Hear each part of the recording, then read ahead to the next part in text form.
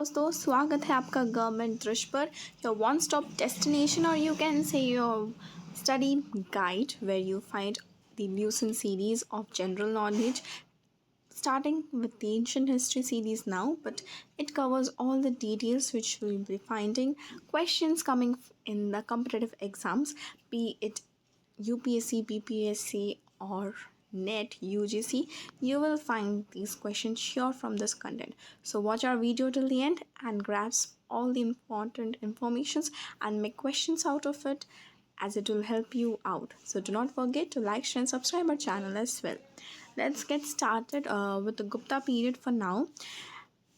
As we have covered many of the topics in our last series as well, go look all through of that, as this is our 8th series of ancient history of the Lucent general knowledge. So Gupta period, which existed in 319 to 540 Anno Domini. So in the 4th century, it was one of the new dynasty, and it also arose in Magadha. It has also established a very large kingdom. Large by meaning it means it was very much expanded through the North India, and it was large enough but not like those of the Mauryas. Mauryas had one of the most largest empires in the ancient history, and their rule lasted for more than 200 years. And this period was known as the classical age or golden age of ancient India, and it was one of the most prosperous, means rich, one of the most heritageous era. And according to the evidence, who was this founder? His founder name was Gupta, and it was a simple title of Maharaja. And it was succeeded by his son Ghatotkacha, who inherited the title of Magadha. And here you can see the whole Gupta dynasty's hierarchical kings or rulers. Everything in a chronological order is given. Please go through this as it may come. This was the last ruler, this was the first ruler. Okay, now let's know about the Chandragupta one, who reigned in 319 to 334 AD. A lot of time, that is quite a big period. And he also assumed the title of Maharaja Dhiraja, and then he also strengthened his kingdom by having some matrimonial alliances with the family of Lichavis, and they were the rulers of the place called Mithila. His marriage was done with Kumara Devi, and then this brought him enormous but large amount of power. बहुत सारा चीज़ें इस matrimonial marriage के through या फिर power के through आई थी, and it also brought resources to much economy, prestige and more. And then they took this advantage of this situation, and he also occupied the fertile Gangetic Valley. And this Gupta era started in 319 to 320 AD, and he was the one who established his authority over Magadha, Prayag, and Saketa. And in his reign, the original type of gold coins were also formed. Now let's know about the Samudragupta. This was about Chandragupta. Please go through that in detail. Samudragupta was one of the greatest king of this Gupta dynasty as well, and there is also detailed records of his reign, and where it is mentioned, please, this is very important, please make a note of this, mark this important. It's one of the most common questions, that is Prayaga Prasasti, or we can say Allahabad Fiddler inscription, both can be called. And it was composed in whose court? It was done in poet Harisena. And what was according to this remains, or we can say record, that he was a very great conqueror, and then in the Gangetic Valley, central India, he annexed one of the defeated monarchs. Then in South India, he remained with the victories alone, but he did not annex the territories of the vanquished rulers. Okay. Then we have Samudragupta's military campaigns, which also justifies that how was he. He was very one of the most conquested ruler. So he was also known as the Napoleon of India by V.A. Smith.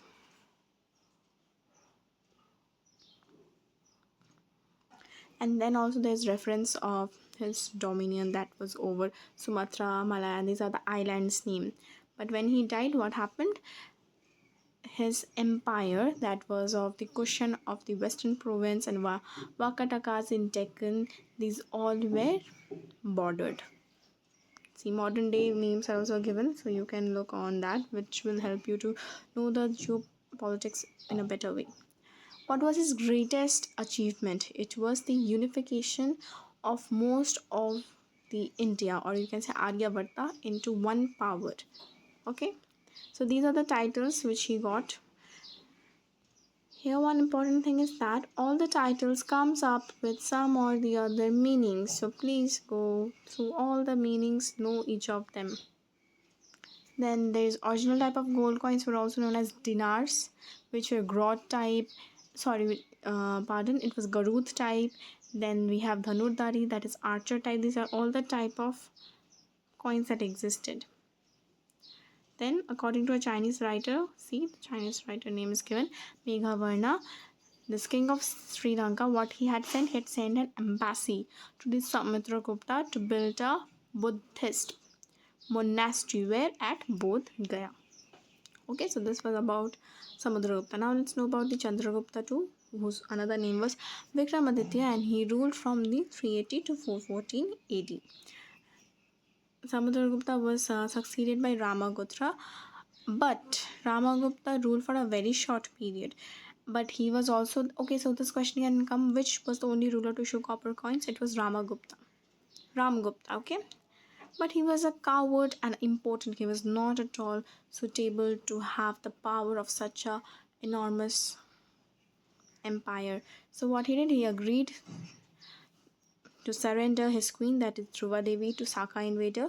But the Prince Chandragupta too, that was his younger brother, he went to the enemy's camp, and he went there in the guise of a king, like base, we say, no, in another attire he went, and he killed that hated enemy. And then what happened through this, he was succeeded in killing that Saka ruler. He also killed Ramgupta, and not only he captured his kingdom, but he also married his widow, that was Dhruva Devi. He also extended the limits, that he expanded his limit by matrimonial alliances, that was with Nagas and Vakatakas. Then conquest, he also married Kubarnaga of Naga dynasty. Then again married his daughter Pravati Gupta with Vakataka prince Rudasena too. Okay. And what happened as a result of this Saka ruler's overthrowing, that he killed Saka ruler, the Guptas were able to expand their power into the Arabian Sea as well.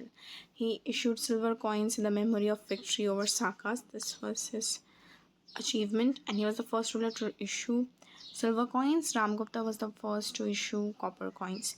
And then he also adopted these titles, Sakari, Vikramaditya. Okay, and then we have Ujjain, which seems to have been the second capital by Chandragupta too, and it was the one of the important topics. Then we have Mehrauli, which was near Qutub Minar, Delhi, and it also says that the king defeated the Vangas and Vahilkas as well. Then we have Navaratna, that is the 9 gems of Chandragupta too. This is very important. You have to make a note of all of these and know the meaning of each and every terms. Just we have Kalidasa, who was a poetry. He wrote all this poetry. Then we have this Amar Singh, then Varahamihira. Then we have this all the 9 gems of the Kalidasas, starting to Shanku. These were all the 9 gems of his court. And we also see that during his reign only, there was a Chinese pilgrim as well. His name was Fahin, and he visited India. So these are the types of the gold coins which he had made. Now let's know about the Kumaragupta, which we can see was his son, that is Chandragupta II. But what happened towards his reign? The Gupta Empire, it was threatened by the north, and during that time the north was ruled by the Huns. So he was temporarily checked by his son Skandagupta. But he was the worship of god Kartikeya, so he founded the Nalanda Mahavira, which developed in a great center of learning. Then these are the titles which he earned. Then these are the original type of coins. What were the types? It's mentioned. Then we have Chandragupta, that is 455 AD to 467 AD. He had ruled, and he was the last ruler of the Gupta dynasty. And during the Kumaragupta ruler, their empire was invaded by was just threatened, but during Skandagupta, his whole empire was invaded by the Huns, and they succeeded in defeating the Huns. But these was not the end. He also defeated them, and then he assumed the title of Vikramaditya.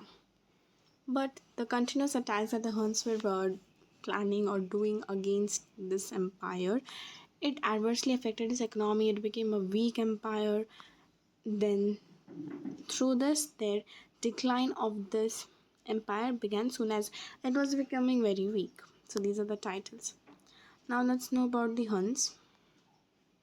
Okay, so the Huns, which were the ones who ruled between the 500 to 530 AD. So these were the primitive pastoralists, you can say the inhabitants, which used to stay there, the inhabitant people who used to survive on agriculture, pastoral things. So, and they roamed in the steppes in search of pasture and water. My bad, I didn't know. So there's been a mistake that I've mentioned the agriculture thing, but it was, they were pastoralists, they were the wanderers. So please look into that. And used to they roam in search of pasture and water. Then from the oxes, the white Huns, they from oxes they traveled to Afghanistan.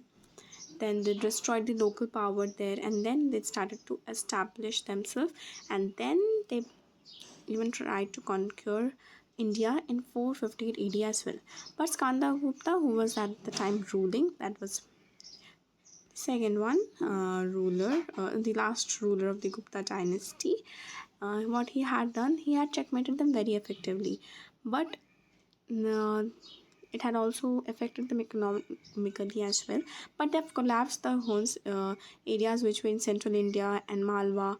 Now there were two powerful Hun rulers, that were Toramana and Mihirkula, and they ruled during this AD. And then he was also, Mihirkula was a persecutor of Buddhism, and then he was uprooted by the Yashodharmana of Mysore.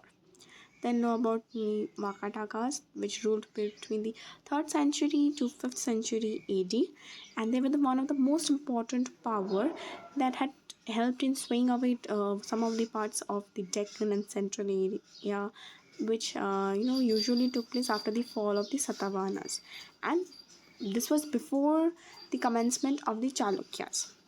Then we also have the founder of the Vakataka dynasty, that was Vindhyasakati. He was succeeded by his son, that is Pravasena, who was the real founder of this empire. He had performed 4 Ashwamedha Yajnas. Remember these rituals? Yes. What happened after his death? His empire was divided. Rudrasena won. He took over the reins of the main branch, that is northern branch. He was the contemporary of Samudragupta. Rudrasena was succeeded by Prithvi Sen. Then he was also contemporary, that is kind of friend, not an enemy, of Chandragupta too. He also had a marital alliance, that his married daughter Prabhavi Gupta to the Prince Rudrasena too. And then Prithvi Sena won. He was succeeded by his son Rudrasena too, and he died after a reign of 5 years, and which left behind 2 minor sons, that was the Vakar Sena and Damodar Sena. And then we have information about Prabhavati Gupta, that he ruled as a regent of her son. She ruled on her son's behalf, and after that the Damodar Sena, then he became the ruler, and he was given the name Pravasena too, and he also composed Setuban, that is poetry in Marathi script. So these are some of the Gupta inscriptions which you can see. Samudragupta, these are important, and their characters as well is mentioned. And we have also about Chandragupta too, that is Mehrauli iron pillars. Skandagupta has Junagadh, Buddhagupta has Bharat copper plate. So this was about the Gupta period. We'll know about its administration, society, religion in our next video. Till then, stay tuned, as we'll be covering up the post-Gupta period as well in our Lucent series. So hope to meet you soon in our next video. Till then, stay tuned and keep watching our videos on a regular basis to grasp more information. Take care. See you.